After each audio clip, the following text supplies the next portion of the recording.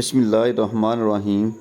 देसी हिकमत देखने वाले तमाम दोस्तों को मेरी तरफ से अस्सलाम वालेकुम। उम्मीद करता हूँ कि आप अल्लाह के फजल करम उसके रहमत सब ठीक ठाक होंगे।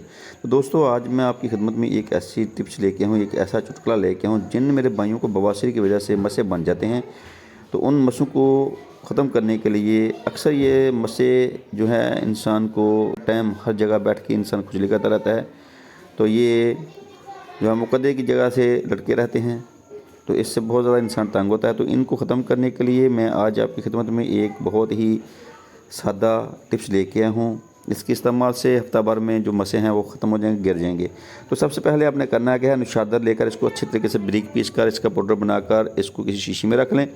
जब भी क़ज़ाए हाजत के बाद हाथ धोने के बाद आप एक चुटकी जो है इसको तली पे रख कर हथेली पे रख कर इसको जो लब है जो आपके जिसको थूक बोलते हैं वो डालकर इसको तर करके जो है नुशादर को तो आप मसों पे लगाएं। चंद दिन के इस्तेमाल से इंशाल्लाह जो मसे हैं वो ख़त्म हो जाएंगे।